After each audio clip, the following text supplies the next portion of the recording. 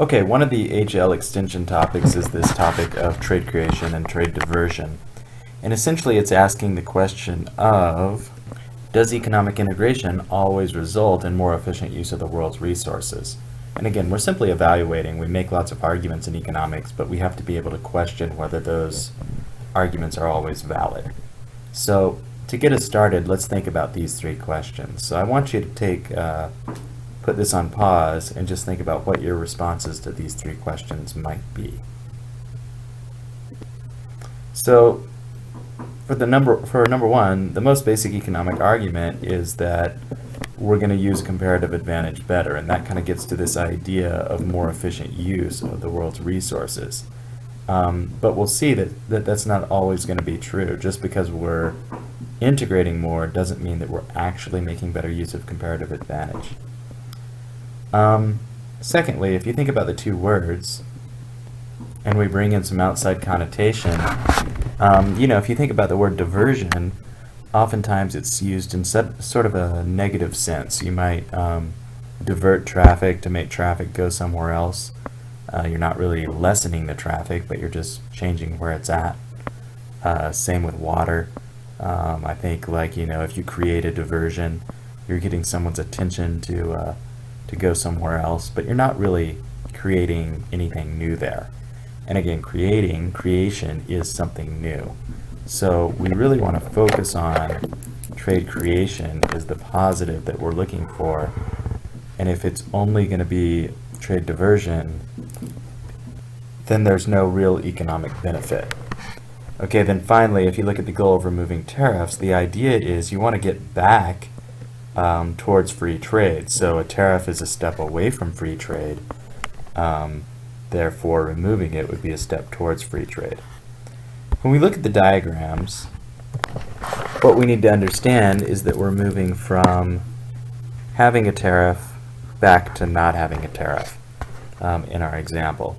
So in this example, before the tariff, with the tariff, what's happening is that Q3 of the good is being produced.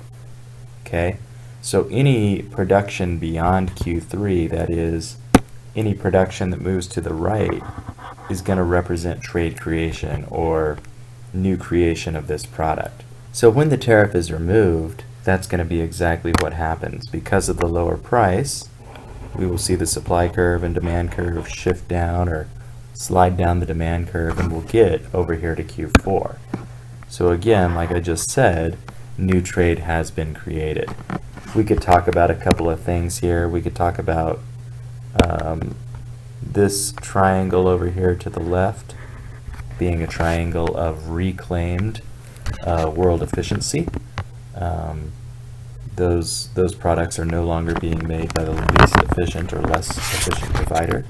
And again, just like we said on the other one, this is going to be reclaimed areas of consumer surplus. It's areas that were lost before. So again, it's just the same analysis as adding the tariff, but in reverse. So in this case, there's really nothing negative to say. The only change we see are positive changes, namely the increase of consumption from Q3 to Q4 at the now lower price of P1 to P2.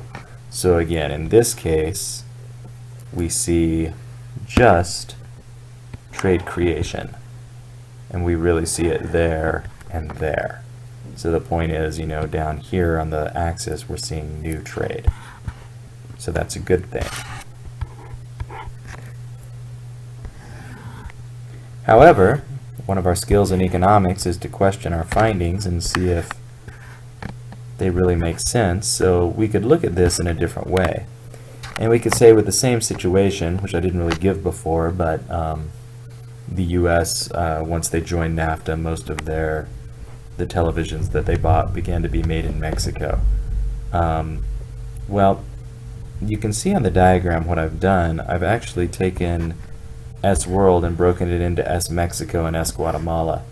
And that gets back to one of the things that we talked about before, that, to be honest, it's unlikely that a country like Mexico or Guatemala out in a different part of the world, so say I don't know, Mozambique, it's unlikely that they're going to provide televisions to the US, because the shipping costs and things like that are going to be prohibitively expensive. So countries that are much closer aren't going to be faced with that same difficulty.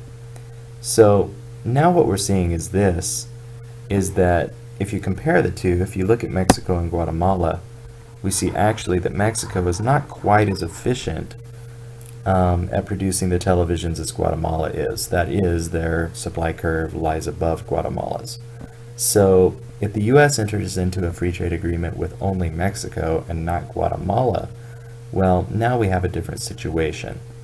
If we look back at the other diagram and keep that new information in mind, we could assume that most of these televisions that are being made here are actually being made by Guatemala. Again, they're more efficient at doing it, and because we only call it S-World, we don't really know exactly who's doing it, okay?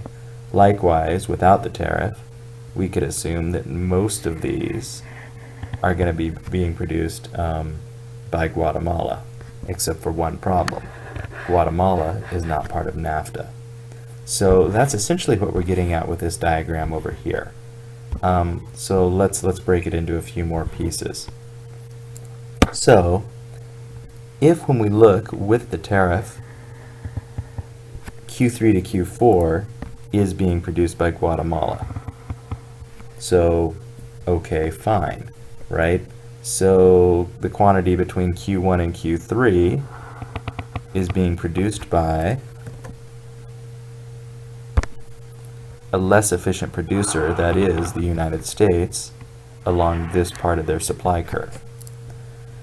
So what's going on here is when they enter into a trade agreement with Mexico, well, Mexico is going to start producing from Q2 to Q5.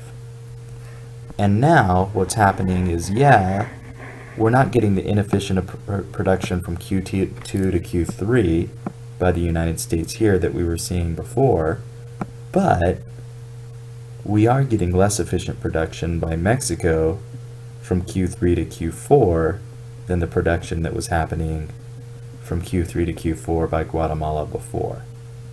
So even though it looks like it's creating a lot of trade, even though it looks like Mexico is producing trade where they weren't before, a good portion of that, this here in the middle, is being diverted. That is, it was being produced by more efficient resources, and now it's not. From Q4 to Q5, this is still creation, but it's not enough creation to warrant this trade diversion that we see from Q3 to Q4.